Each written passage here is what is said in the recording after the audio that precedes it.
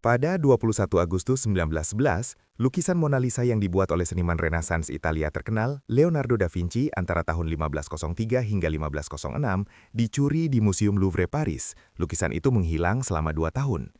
Pelakunya adalah Vincenzo Perugia. Dia adalah mantan karyawan museum tersebut yang berasal dari Italia. Motifnya karena patriotik. Dia ingin mengembalikan lukisan itu ke Italia yang dianggapnya dicuri dari sana oleh Napoleon. Namun, ada kemungkinan motif finansial.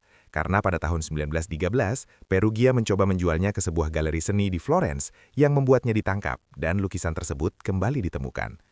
Peristiwa pencurian ini menghebohkan dunia waktu itu. Berbagai surat kabar memberitakannya yang secara tidak langsung membuat Mona Lisa menjadi sangat terkenal dan ikonik seperti yang kita kenal sekarang.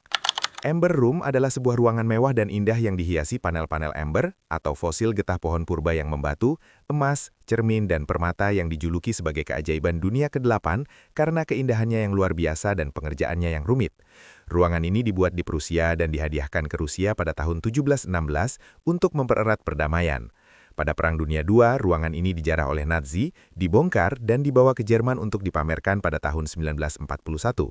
Namun, ruangan itu hilang secara misterius setelahnya. Hilangnya Amber Room masih menjadi teka-teki, memicu spekulasi, teori konspirasi, dan ekspedisi pencarian selama puluhan tahun hingga hari ini masih belum membuahkan hasil. Bencana Kurna adalah peristiwa karamnya kapal pada tahun 1855 dan hilangnya konvoi besar barang-barang antik Mesopotamia kuno di dekat kota Al-Qurnah di Irak modern.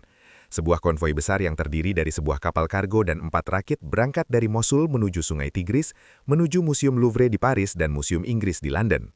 Muatan tersebut berisi ribuan artefak dari penggalian besar Prancis dan Inggris di situs-situs Asyur kuno, termasuk Dur Sharrukin atau Khorsabat, Nineveh atau Kuyunjik, dan Babilonia. Ketika konvoi mencapai Al-Qurnah, konvoi tersebut diserang oleh bajak laut setempat yang dipimpin oleh Syekh Abu Sa'ad. Kapal kargo utama ditabrak dan tenggelam di tengah sungai, sementara 4 rakit pengiring terpaksa kandas. Para penyerang terutama tertarik pada barang dagangan, kayu, dan uang tunai, bukan pada barang-barang antik itu sendiri. Hampir seluruh barang pengiriman hilang sepenuhnya. Bencana Kurna dianggap sebagai salah satu kerugian paling signifikan dalam sejarah arkeologi. Pada 30 Juni 1908, di Siberia, Rusia, terjadi ledakan udara raksasa misterius yang meratakan sekitar 2.150 km persegi hutan dengan kekuatan setara 1.000 bom Hiroshima. Tetapi yang paling membingungkan, tidak ditemukan kawah tumbukan, menunjukkan objek hancur di udara. Diduga kuat akibat pecahnya meteor atau komet besar di atmosfer sekitar 7 hingga 15 km di atas tanah, menciptakan gelombang kejut dahsyat yang terlihat hingga Eropa dan mengguncang seismograf, menjadikannya peristiwa tumbukan terbesar dalam sejarah manusia dan fenomena paling misterius dalam sejarah. Pesawat Malaysian Airlines dengan nomor penerbangan MH370 pada 8 Maret 2014 yang membawa 239 penumpang dan awak yang lepas tandas dari Kuala Lumpur menuju Beijing, namun tidak pernah tiba di tujuan. Berdasarkan data satelit, pesawat diduga berakhir di Samudra Hindia bagian selatan, menjadikannya pencarian internasional terbesar dalam sejarah penerbangan yang dilakukan selama bertahun-tahun. Namun hingga kini, bangkai utama pesawat tidak pernah ditemukan. Penyebab pasti hilangnya pesawat ini masih belum dapat dipastikan, menjadikannya salah satu misteri penerbangan terbesar di dunia modern. Dunia juga pernah mengalami bencana teknologi terbesar dalam sejarah energi nuklir pada 26 April 1986, ketika reaktor nomor 4 di pembangkit listrik tenaga nuklir Chernobyl meledak. Peristiwa ini terjadi akibat kombinasi kesalahan desain reaktor dan kelalaian prosedur saat uji coba sistem keselamatan. Ledakan tersebut melepaskan radiasi dalam jumlah besar yang menyebar ke berbagai negara di Eropa. Ribuan orang terdampak secara langsung maupun tidak langsung, dan wilayah di sekitar Chernobyl hingga kini masih menjadi zona terlarang. Bencana ini mengubah cara dunia memandang keamanan teknologi nuklir. Letusan Krakatau pada 27 Agustus 1883 di Indonesia adalah salah satu letusan gunung api terdahsyat dalam sejarah.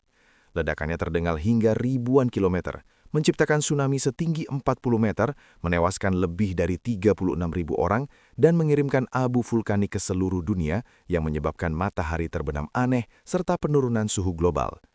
Peristiwa ini menghebohkan dunia karena dampaknya dirasakan lintas benua.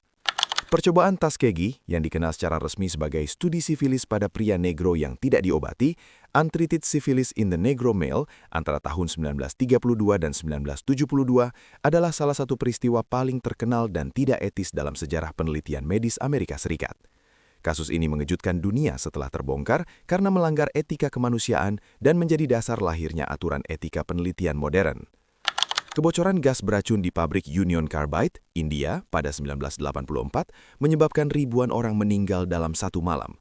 Ini adalah bencana industri kimia terburuk dalam sejarah dan membuka mata dunia tentang pentingnya keselamatan industri. Pemukiman Viking yang pernah berkembang di Greenland tiba-tiba ditinggalkan. Mereka menghilang misterius sekitar abad ke-15.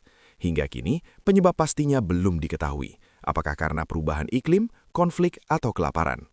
Kasus ini menjadi misteri sejarah yang masih diteliti.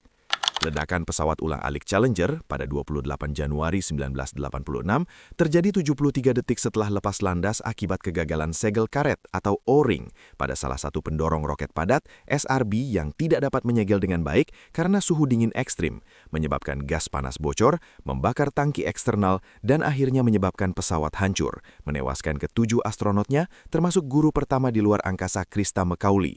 Naasnya, hal ini disaksikan secara langsung pada waktu itu. Proyek MK Ultra adalah nama kode untuk program eksperimen subjek manusia yang dirancang dan dilakukan secara rahasia oleh Central Intelligence Agency Amerika Serikat selama Perang Dingin, berlangsung dari tahun 1953 hingga sekitar tahun 1973. Tujuan utama program ini adalah untuk mengembangkan teknik-teknik pengendalian pikiran atau mind control sebagai respons terhadap kekhawatiran AS bahwa Dinas Intelijen Uni Soviet, Tiongkok, dan Korea Utara telah mengembangkan metode serupa untuk mencuci otak tawanan perang Amerika. CIA melakukan eksperimen ini pada ribuan individu, termasuk warga sipil Amerika, tentara, pasien rumah sakit jiwa, dan tahanan, seringkali tanpa sepengetahuan atau persetujuan mereka. Metode yang digunakan sangat tidak etis dan kejam, melibatkan penggunaan halusinogen seperti LSD dosis tinggi, secara paksa, hipnosis, deprivasi sensorik, isolasi, pelecehan verbal dan seksual, serta berbagai forma siksaan fisik dan psikologis lainnya. Rincian program ini baru terungkap ke publik pada tahun 1975 melalui investigasi Kongres, namun berbagai barang bukti sudah dihancurkan. Pada 11 September 2001, dunia kembali terguncang oleh serangan teroris terbesar dalam sejarah modern. Kelompok teroris Al-Qaeda membajak pesawat komersial dan menabrakannya ke menara kembar World Trade Center di New York, Amerika Serikat. Serangan ini menewaskan ribuan orang dan disiarkan secara langsung ke seluruh dunia. Kejadian tersebut tidak hanya menghancurkan bangunan fisik, tetapi juga mengubah kebijakan keamanan, hubungan internasional, dan cara dunia memandang ancaman terorisme. Memasuki abad ke-21, dunia kembali menghadapi krisis global yang mempengaruhi hampir seluruh umat manusia. Pada akhir tahun 2019, virus baru bernama SARS-CoV-2 pertama kali ditemukan di Wuhan, China. Virus ini menyebar dengan sangat cepat melalui mobilitas manusia dan menyebabkan pandemi COVID-19. Dalam waktu singkat, sistem kesehatan global kewalahan, aktivitas manusia dibatasi, dan jutaan nyawa melayang. Pandemi ini menjadi bukti nyata betapa saling terhubungnya dunia modern dan rapuhnya peradaban manusia terhadap ancaman biologis. Tidak semua kejadian yang menghebohkan dunia berupa bencana atau tragedi. Sebuah buku kuno bernama Manuskrip Voynich juga menjadi perhatian dunia sejak ditemukan kembali pada awal abad ke-20. Manuskrip ini ditulis sekitar abad ke-15 dengan bahasa dan simbol yang hingga kini tidak dapat diterjemahkan. Berbagai ahli bahasa, kriptografer, bahkan kecerdasan awal buatan modern telah mencoba memecahkan isinya, namun gagal.